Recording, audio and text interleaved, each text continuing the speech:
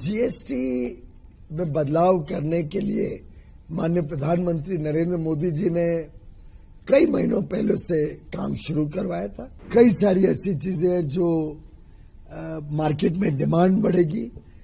खाने पीने की तो सभी चीजों में लगभग लाभ हुआ है। काम तो महीनों से चल रहा था, तो कॉम्पेंसेशन सेस खत्म होने आने की वजह से, उसकी जरूरत खत्म होने से ये बदलाव करने का निर्णय लिया गया। सभी कंपनियों ने, सभी क्षेत्रों ने, सभी छोटी बड़ी उद्योग ने हमें आश्वस्त किया है कि इसका पूरा लाभ उपभोक्ता को मिलेगा। इस पे हम निगरानी भी रखेंगे, पर मुझे पूरा विश्वास है और हम हमारे उद्योग के ऊपर, हमारे व्यापारी के ऊपर पूरा विश्वास करते हैं कि लाभ अवश्य जनता को मिलेगा। ये जीएसटी की जो बड़ी रिफॉर्म पेश करी है, इसको किस तरह से आप देखते हैं? क्या इससे कंजम्पशन बढ़ेगी और किन सेक्शंस पे बेसिकली टारगेटेड है, और टाइमिंग, ये तीन चीजों पर मैं आपसे सवाल पूछना चाहता हूँ। जीएसटी में बदलाव करने के लिए माननीय प्रधानमंत्री नरेंद्र मोदी जी ने कई महीनों पहले से काम शुरू करवाया था। उनका संवेदनशील जो सोच है, उसके तहत वो चाहते थे कि उपभोक्ताओं के ऊपर इसका जो खर्च होता है वो कम हो, लोगों को सामान सस्ता मिले, रोजमर्रा की चीजें जो महिलाओं को, युवा युवतियों को, मध्यम वर्ग को,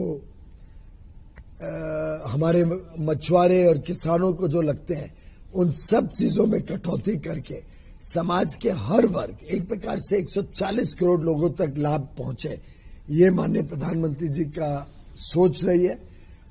कई सारी ऐसी चीजें हैं जो मार्केट में डिमांड बढ़ेगी। खाने पीने की तो सभी चीजों में लगभग लाभ हुआ है। White goods, air conditioners, fridge, TV वगैरह में भी कटौती की गई है। मोटरसाइकिल्स और छोटी गाड़ियों में भी कटौती हुई है। फर्नीचर हो, कपड़े हो, जूते हो, आप बाल का तेल हो, डाई हो, ब्यूटी सैलून में लगने वाले कॉस्मेटिक्स हो, घड़ियां हो, एक प्रकार से आप अपने ऊपर देखें या सुबह से रात तक रोजमर्रा की सब चीजों में कुछ ना कुछ लाभ देने का प्रयत्न माननीय प्रधानमंत्री जी ने किया है।